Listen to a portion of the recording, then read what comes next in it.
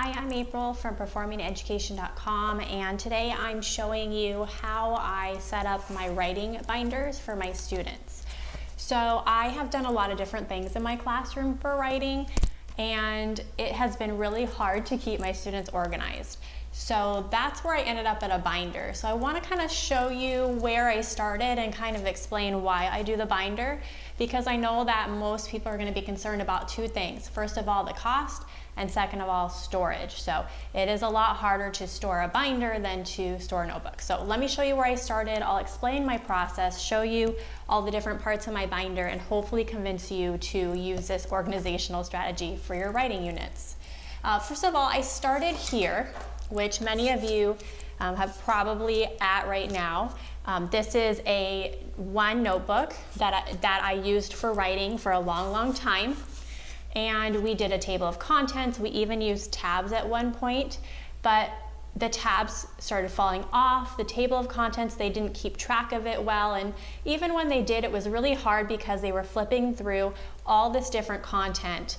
And one section might have been personal narrative, and the next section was a grammar thing, and the next section was something totally different. So it was really hard for us to tab the different sections, not really knowing how many pages we were going to need, and so everything was really out of order. Another issue that we had with this was that students would take it home, it'd get lost, and then we kind of start over again. And I would just keep like 100 of these extra blank notebooks to like throw at a kid when they lost theirs. And that really wasn't working well because my students really struggle with writing as it is. So to not have that organization and not have the notes that they need from all of our lessons is really not helping. So when I moved to the writing binder, I was using a lot of loose paper. And the reason I was using a lot of loose paper was my students seemed to have an easier time just writing on a loose paper instead of being distracted by everything that was in their notebooks. And sometimes they wrote on a loose paper and there was really no way to get it into the notebook. And so I started thinking, well, maybe we need to do something like binders. So where I ended up was a 1-inch writing binder.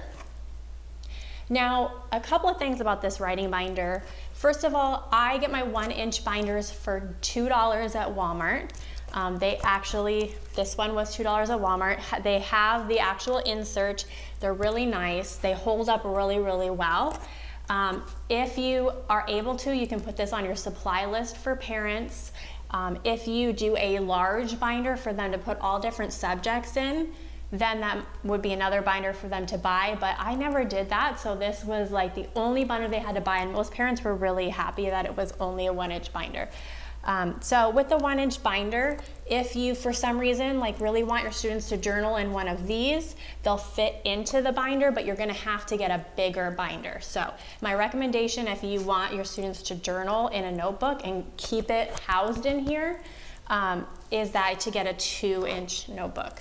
But the 1-inch notebooks work great. I can fit all of the different types of writing, all of our grammar lessons, all of their notes in just a 1-inch binder. So let me show you what's inside. First of all, let's start with the spine, because one of the most important parts of organizing this is keeping track of where the binders are. So instead of having my students shove these in their desk, take them home, I have them labeled for each student's name, since they look the same on the front. I also have them labeled on the front too, just to look nice. And then I have these all lined up on my shelf. So that students can just go to the shelf, they can see their name, grab their binder, and then bring it back to their desk or wherever we're going. So it allows us to easily organize the binders, keep them on a shelf so that students aren't really shoving these or not losing them, because that is such a horrible thing when they lose all of their notes and all of their work from the year.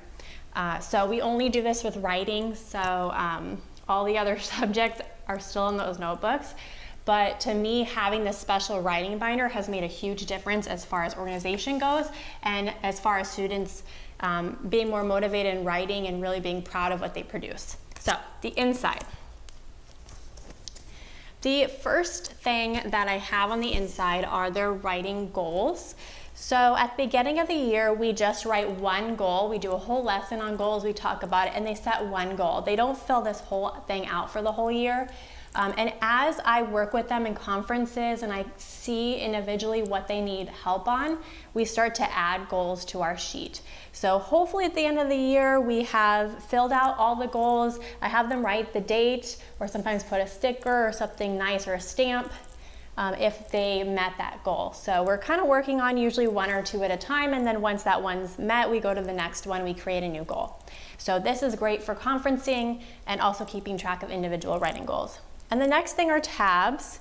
And I like to do the write-on tabs because those little ones that you slip paper into drive me nuts. But those are a lot cheaper, so use them for the students. Also something you can put on the supply list.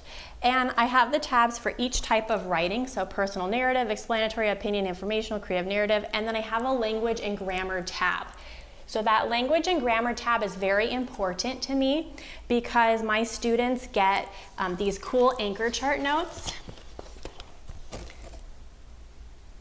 that match with our anchor charts, and so this allows for them to fill in the notes and keep it inside the language and grammar tab. So very important though, because it can get really messy and disorganized if things are not put in the proper place. So the first few times we use the binder, and honestly probably the whole rest of the year, I'm going over and modeling for students how to get the organization going. So let's say we're working on something under personal narrative. Okay, let's say that they have their rough draft for their first personal narrative essay. They'll write the title of the essay, they'll write the page number. So if it's the first thing going in here, it's page number 1. If it's the second thing in the section, it's page number 2. And that way, if they're coming back and let's say they're looking for the notes we did on writing a stellar ending for their personal narrative, then they can come and say, oh, it's on page 5. And then they can flip to page 5 and know exactly where it is without having to go through every single page.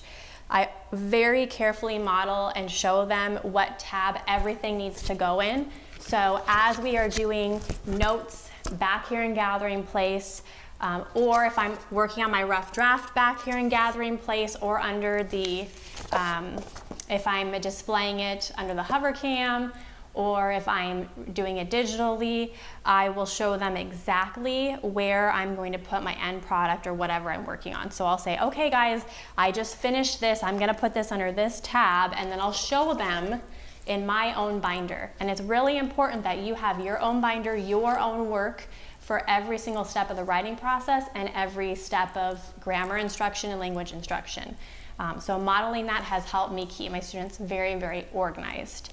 And at the end of the year, the great thing is they can take these home and they have all of their writing samples, as well as a lot of really great notes for each part of the writing process, for each type of essay, and also for grammar and language.